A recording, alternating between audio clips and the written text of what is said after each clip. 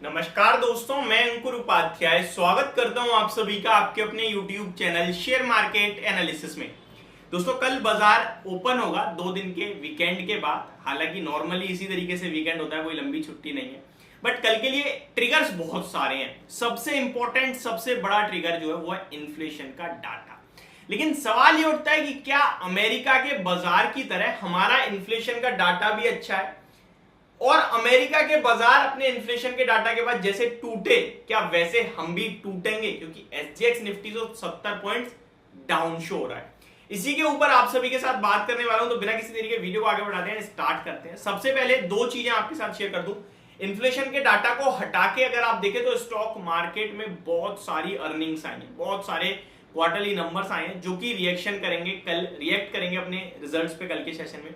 And कुछ numbers कल आने हैं। जब मैंने आपके साथ रिजल्ट कैलेंडर शेयर करा तो कोई बड़ा नाम नहीं दिख रहा है। एस्ट्रल का एक नाम जरूर दिखा मुझे, बाकी कोई बड़ा नाम कल के सेशन में रिजल्ट्स के लिए नहीं दिख रहा है। लेकिन कल रिएक्शन के लिए बहुत बड़े बड़े नाम है। टाटा मोटर्स उनमें से एक सबसे बड़ा नाम है। वेदांता भी आप कह सकते हैं, वैसे तो ओपन मार्केट में वेदांता के नंबर्स आ गए थे फ्राइडे एट द एंड, तो ये 2 स्टॉक्स हो गए आपके लिए बड़े। और निफ्टी से आई थिंक वेदांता निफ्टी में नहीं है, टाटा मोटर्स निफ्टी से और वेदांता एफएनओ से। तो ये नंबर्स अपने लिए रिएक्शन देते हुए देखेंगे पहले। और बड़े नाम्स की बात करें तो नवीन फ्लोराइन वगैरह, इनके नंबर्स आए हैं। लक्ष्मी ऑर्गेनिक्स काफी लोगों के पास है। आईजीएल के नंबर्स भी आते हुए दिखे। कहीं से डिसअपॉइंटमेंट है और कहीं से बहुत ही शानदार नंबर है। शानदार नंबर में मैं आपसे ये कहूंगा एचपीसीएल के बहुत तगड़े नंबर है। एंड आपके लिए टाटा मोटर्स के भी अच्छे नंबर दिख रहे हैं, बट मार्जिन और एबिटा मार्जिन थोड़े स्लाइटली बाजार के अनुमान से कमजोर है, लेकिन प्रॉफिट बहुत अच्छा है। तो मिक्स कह सकते हैं आप, अच्छे कह लीजिए। वहीं आईजीएल के थोड़े नंबर खराब रहे अनुमान के सामने बहुत ही ज्यादा। एंड लक्ष्मी ऑर्गेनिक के भी नंबर खराब रहे quarter year on year base पे। तो ये कुछ स्टॉक्स हैं जो कल रिएक्शन देंगे। बाकी नवीन फ्लोरिन के नंबर बहुत अच्छे आए हैं। अब बात करूं अगर इन्फ्लेशन के डाटा की, तो 18 महीने के लोअर एंड पे भारत का इन्फ्लेशन का डाटा आपको आता हुआ दिखा है। अपने आप में ही ये बहुत इंपॉर्टेंट था और बहुत पॉजिटिव है। बाजार का अनुमान 4.76% के सीपीआई इन्फ्लेशन का अनुमान था, लेकिन उसके सामने 4.7% पे इन्फ्लेशन का डाटा आया, 5.66% से घटकर। तो ये बहुत ही अच्छा दिख रहा है मुझे। अगर आप इस इन्फ्लेशन को डिटेल में देखने जाओगे तो सारे के सारे डाटा देखो, चाहे खाद्य महंगाई दर हो, ग्रामीण हो, शहरी हो, कोर इन्फ्लेशन हो, सब 5% के अंडर आ चुके हैं, except core inflation.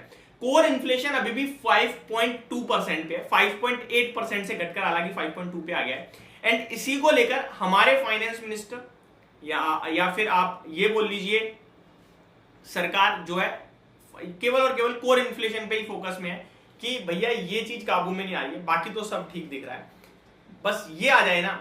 RBI governor जी शक्तिकांत दास जी ने भी यही कहा था कि कोर इन्फ्लेशन अभी काबू में नहीं है, कि भाई कोर इन्फ्लेशन एक बार काबू में आ जाए तो ठीक रहेगा। दाल, इन सब चीजों के, दाल हो गई, मिर्च मसाले हो गए, इन सब चीजों के प्राइसेस घट जाए ना तो फिर इन्फ्लेशन पूरी तरीके से काबू में, और मुझे लगता है पूरी तरीके से काबू में आता हुआ दिख रहा है। अब आपके लिए 4.7% पे इन्फ्लेशन आ गया यार सीपीआई, अब इससे ज्यादा क्या लोगे? 4% के नीचे तो मुझे लगता है फिर वो किसानों के लिए खराब हो जाता है। 4% के नीचे इन्फ्लेशन कर दोगे आप तो किसान क्या बचाएगा, क्या खाएगा? तो 4% बेस्ट होता है। मुझे लगता है 1-2 क्वार्टर्स में वो भी आपके लिए आता हुआ दिखेगा, क्योंकि कच्चे तेल के दाम तो नीचे ही खड़े हैं।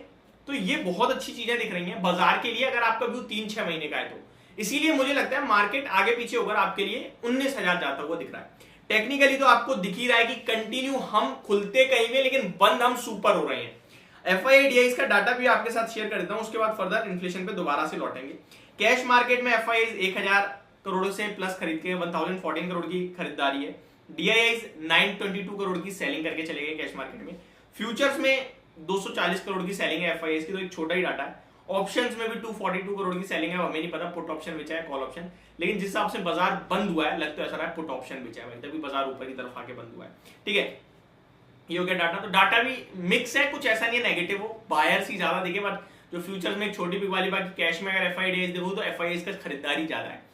अब इंपॉर्टेंट क्या है? इंपॉर्टेंट है आपका इन्फ्लेशन, जो चिंता का विषय था वो नीचे है।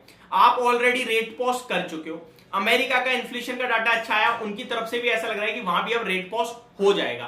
तो जब रेट पॉज स्टार्ट हो रहा है तो अब 2 से तीसरी मीटिंग में मुझे लगता है रेट कट आने वाला है, और रेट कट अगर आना शुरू होता है तो ये बाजार की और भारत की इकोनॉमी के लिए बहुत बेस्ट हो सकता है, जो कि एक तेजी से ग्रोथ दिखाएगा। और अगर आप यहां से 1-1.5 साल नहीं रोक पाए ना अपना शेयर, तो आपके लिए सबसे बड़ी गलती है, क्योंकि आपने पिछले 1.5-2 साल ऐसा समय बिताया जहां पे आपने रशिया यूक्रेन देख लिया, जहां पे आपने अमेरिका में रिसेशन की बात देख ली, जहां पे मार्केट को कंसोलिडेट होते हुए देख लिया और बाजार ने अपनी अर्निंग्स को पूरी तरीके से सेटल कर लिया है। 2021 में ही बाजार ने 18,000 लगा दिया था, लेकिन पूरा 22 और 23 का आधा निकल गया। क्यों नहीं बढ़ा? वो उस समय वैल्यूएशन हाई थे। आप देखो ना 18,400 पे जो थी वो अर्निंग्स कहां थी कंपनियों की। आज अर्निंग्स यहां हो गई है लेकिन बाजार यही है। क्यों? अब निफ्टी का पी सेम हो गया। निफ्टी का पी 2021 में 33-34 चला गया था, करंटली 20-22 के पी पे है। 15 पे तो भाई वो ऐसा हो जाता है ड्रीम लेवल। अब ड्रीम लेवल आने के लिए कुछ खराब भी तो हो, तब तो खराब होता हुआ दिख नहीं रहा, अर्निंग्स घटती हुई दिख नहीं रही, रिसेशन आता हुआ दिख नहीं रहा। भारत की बैंक सुपर स्ट्रांग है, भारत की ग्रोथ सुपर स्ट्रांग है, हर एक कंपनी के लिए डिमांड अच्छी है, तो टेंशन कहां है? तो मुझे लगता है आपको यहां से 1-1.5 साल 2 साल के व्यू से पोर्टफोलियो क्रिएट करनी चाहिए बड़ा पैसा बनाने के लिए। कहां क्रिएट करें इसके ऊपर मैं नेक्स्ट वीडियो शेयर करूंगा, जहां मुझे लगता है 2-3 सेक्टर ध्यान रखने चाहिए, रियलिटी सेक्टर से जुड़े हुए हैं। पहला तो रियलिटी हो गया खुद, दूसरा रियलिटी सेक्टर तो भैया होम लोन भी आएंगे, तो हाउसिंग फाइनेंस कंपनीज पे ध्यान दे दीजिए। तीसरा अगर आप यहीं से देखें तो घर कोई लेगा तो घर के अंदर जो सामान आएगा उससे रिलेटेड ध्यान दीजिए, क्योंकि रियल एस्टेट बूम पे जा रहा है। मुझे लग रहा है दोबारा से इनका समय आने वाला है। अभी आपने देखा था बढ़िया बूम था, अब फिर से थोड़ा ठंडा हो गया, फिर से, और अगर सस्ती दरें हुई, रेट कट हुए, तो फिर यह रॉकेट हो जाएगा। और फिर बैंकों पे भी ध्यान देना चाहिए आपको। तो ये सारे स्टॉक्स हैं जो एक पोर्टफोलियो बनानी चाहिए। ध्यान किस पे नहीं देखना, फार्मा से कोई मतलब नहीं है, आईटी से कोई मतलब नहीं है, लॉन्ग टर्म के लिए तो मुझे पसंद है, लेकिन अगर आप 2 साल की पोर्टफोलियो बनाए तो इन स्टॉक्स पे आपको ध्यान देना चाहिए।